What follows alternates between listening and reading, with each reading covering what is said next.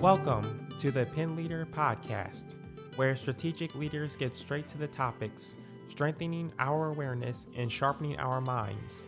The Pen Leader Podcast is produced by Roar, a production division of Mays & Associates Ltd. Find out more at www.maysassociatesltd.com. Now here is your award-winning host, Dr. Shanda Gore.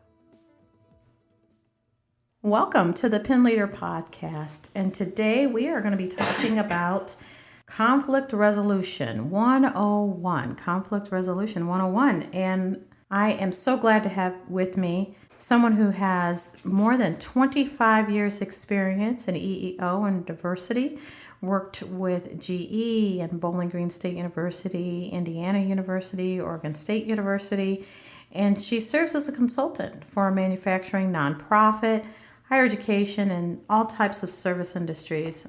She's retired executive, but I don't know if that's really retired. So I'm so glad to have her with me. So welcome, Dr. Kim Kirkland. Thank you, Dr. Gore.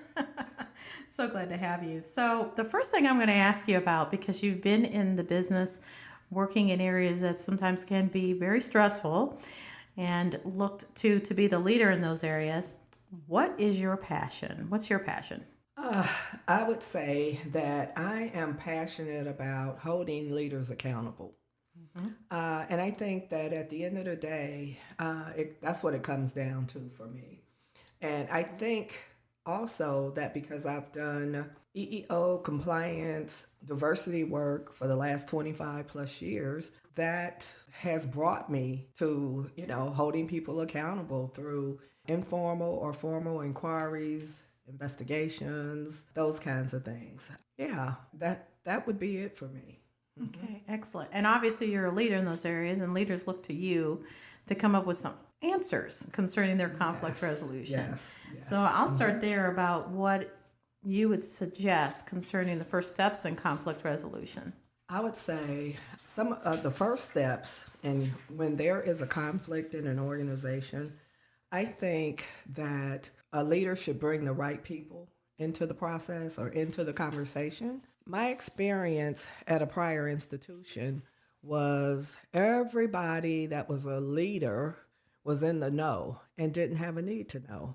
And so what happens is you kind of out people, right? Because you don't even have the facts. You haven't done an inquiry. And everybody in senior leadership already knows of what's going on. So I think the first thing you do is bring the right people in the room to the table to talk about it. You stress confidentiality, right? Mm-hmm. Because people want to know, doesn't mean they have a need to know, right? Mm-hmm. And the persons or person being investigated or being looked at is entitled to some level of confidentiality and due process, right? Mm-hmm. And so I think confidentiality is a serious matter because once people know something, you can't unknow it, And I've seen leaders bring up or re-raise issues where someone was involved in something because they won't let go of what they know, right? And it's unfair, especially if there's a finding of no responsibility, right? Mm-hmm.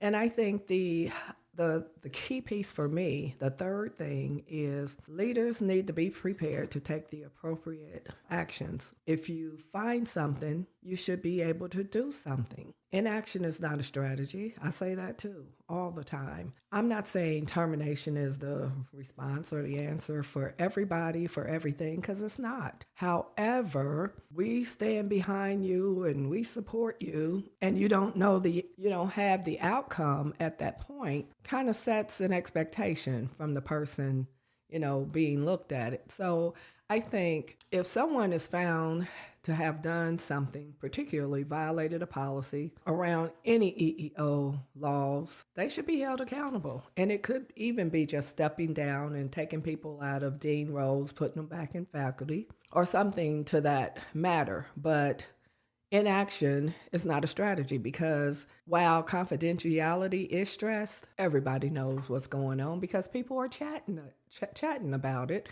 And so people come out and they're at the same desk doing the same work, And, folks are sitting around mad, right? And then they're going to stew on that because they would be saying, if it was so-and-so, they would have been gone, right? And I'm not saying everybody needs to go, but sometimes people needs to be pulled out of a leadership role if it's not working, right?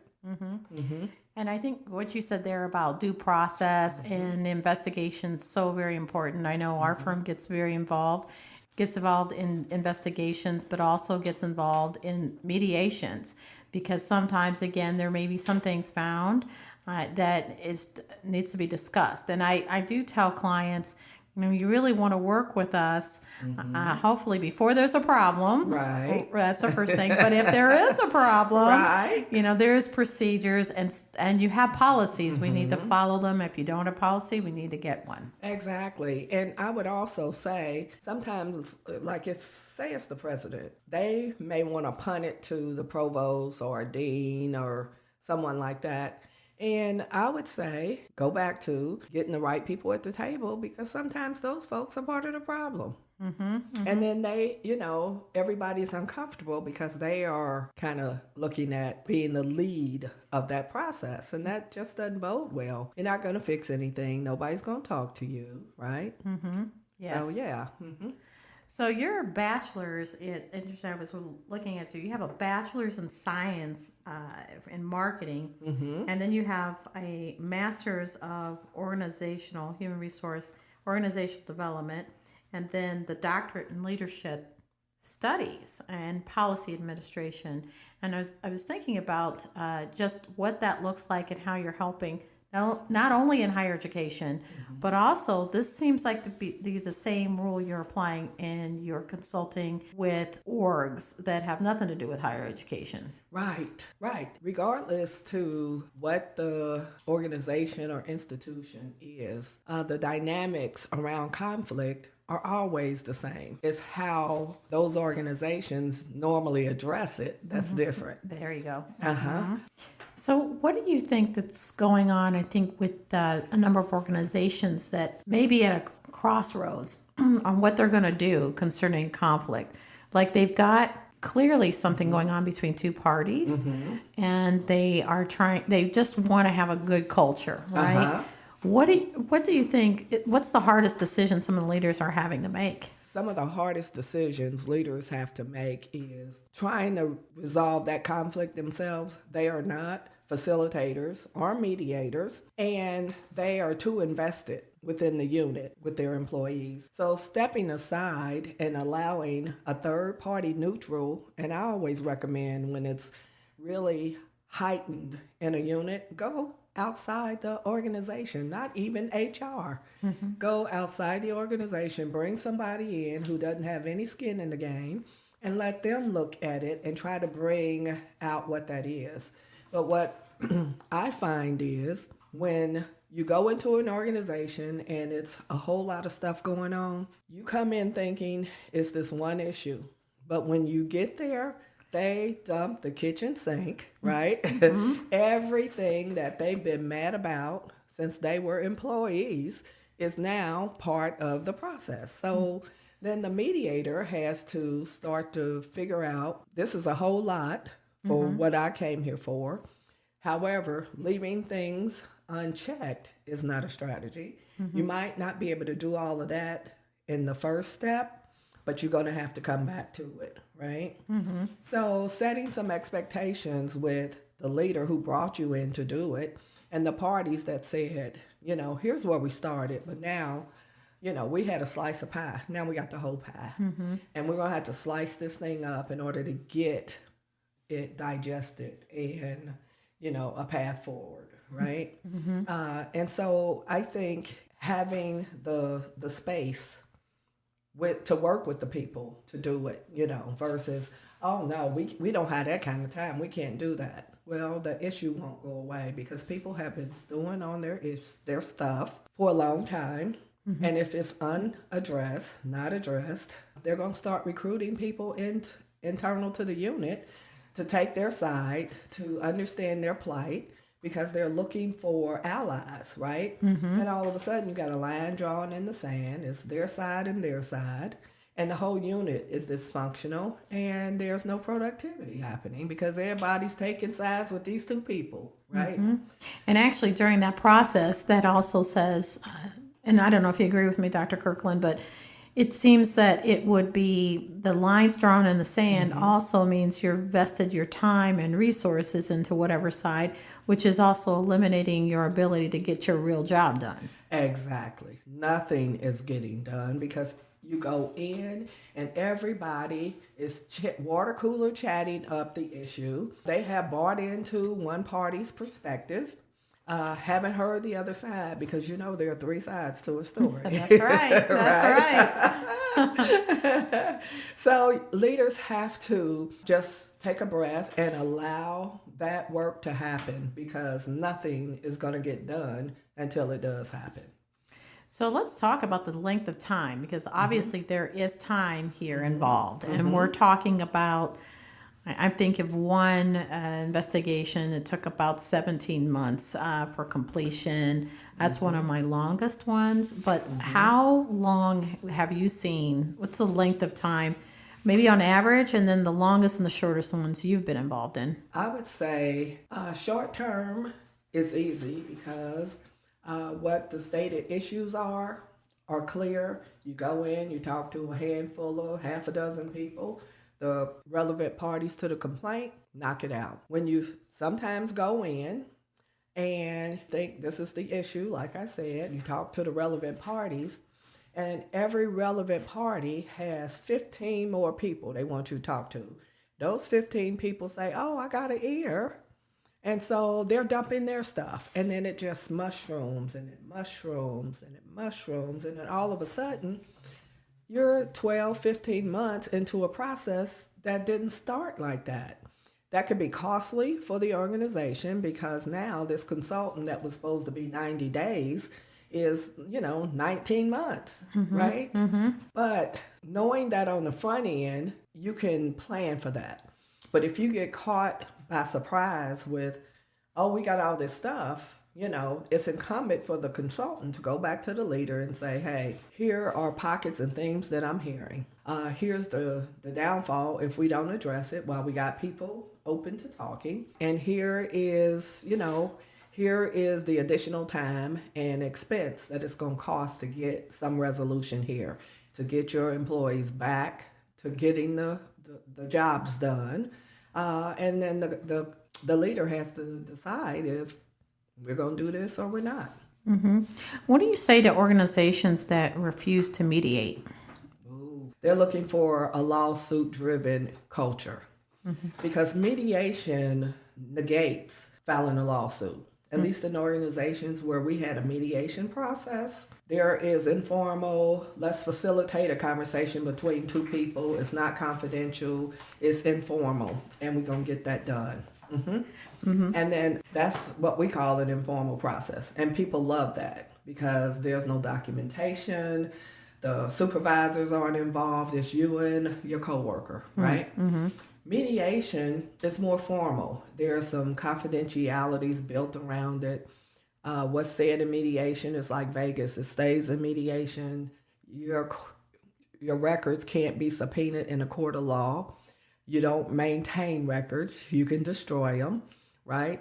And people go on their merry way from that. Mediations that I've engaged with are mostly successful. If people come open-mindedly, willing to get to some conclusion, you can get there. But if people come stubborn, don't want to engage, you're not going to get anywhere, right? If you don't have those informal or mediation processes and all you have is a formal investigation, today everybody is lawyering up. As soon as they get notice of a formal process, they bring their lawyer in.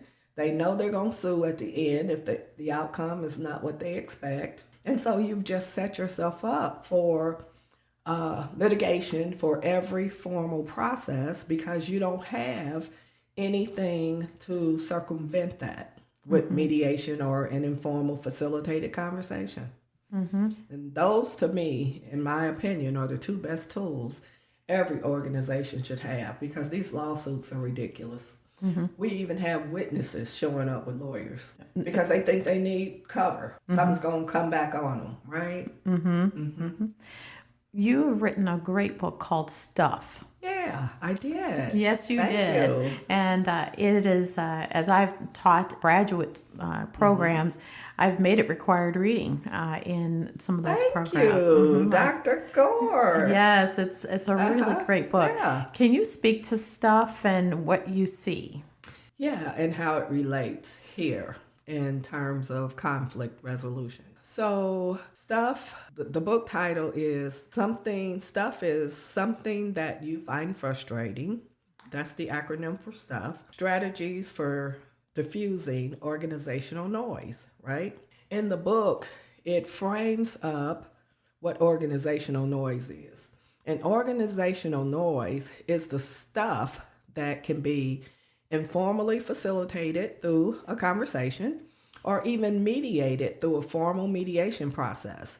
But when people stew on stuff that's been festering with them for so long, they find a way to attach it to their age, their race, their gender, ability, something, right? And once they do that, they've taken it into a formal EEO complaint process where a formal investigation has to happen.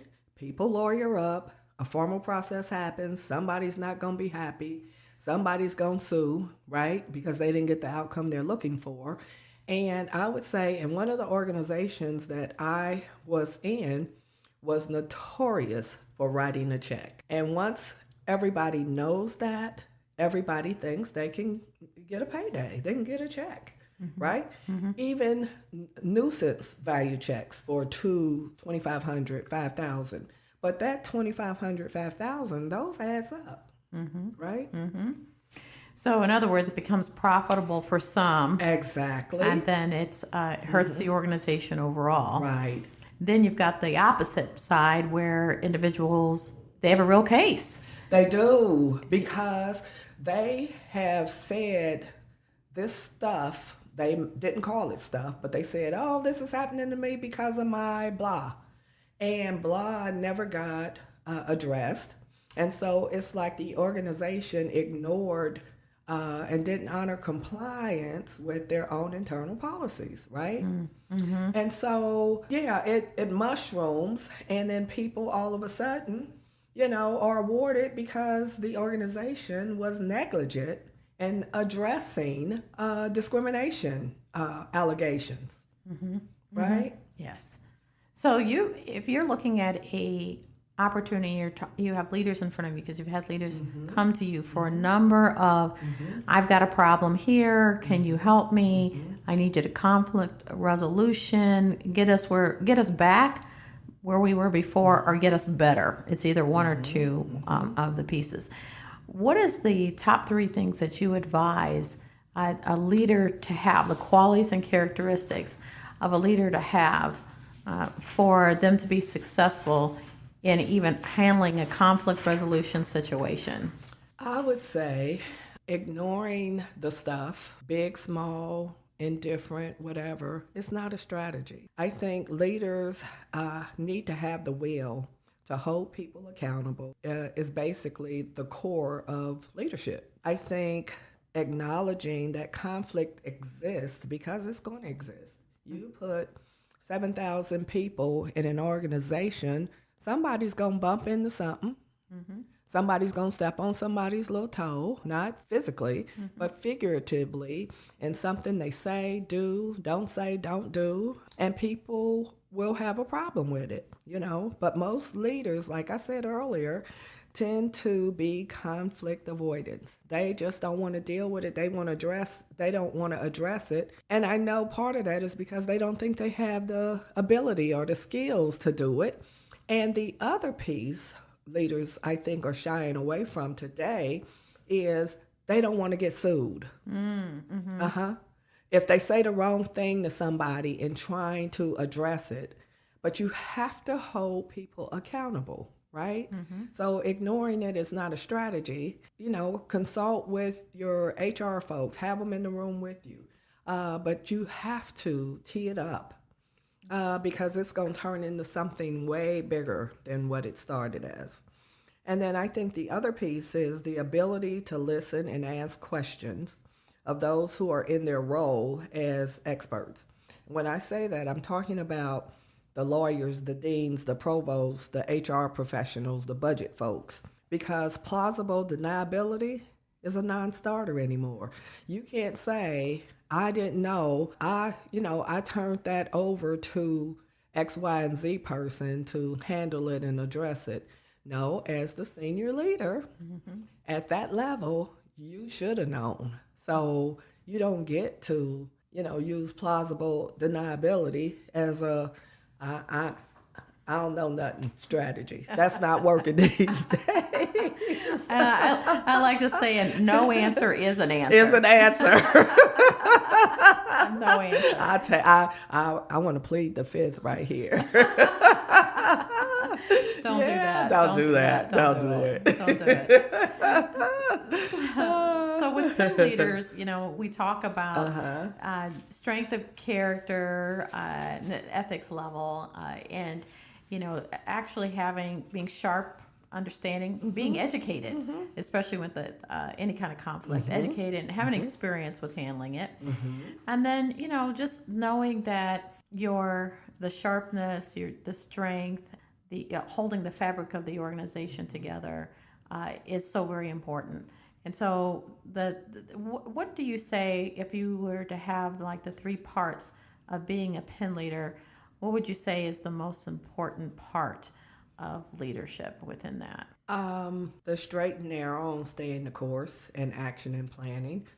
Because I think if you can stay the course, you are saying, I'm prepared to weather the storm, because the storm will come in some cases, right?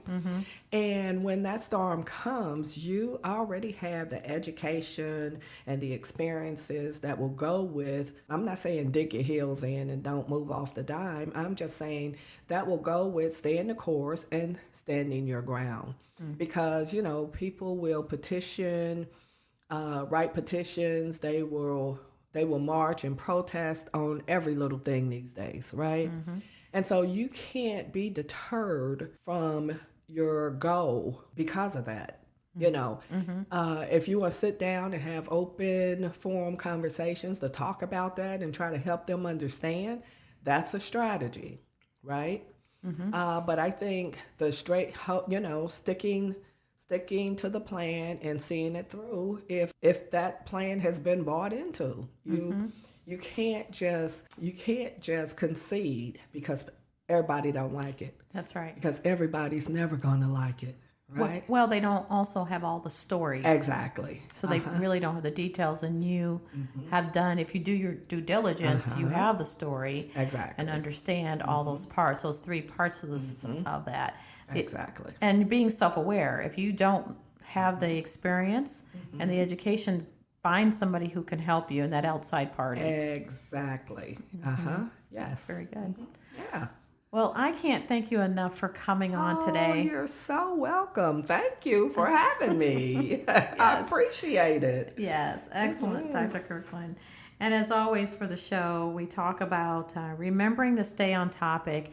It's one thing you're listening about, staying straight with understanding what's going on, being educated, and being sharp in those areas with what the different sides are. So truly part of that, you are a true pen leader. Thank you. Very much so. Yes. So thank you. And we hope that our listeners have gained knowledge today and are able to subscribe and tune in. And please share more information about this podcast with others, especially if they're in the middle of a conflict. Absolutely. All right. So until next time.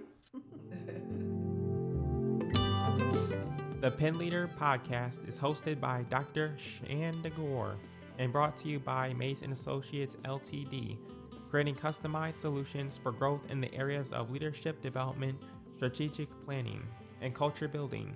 Find out more at www.maysassociatesltd.com. Don't forget to subscribe to the Pen Leader Podcast and share with others.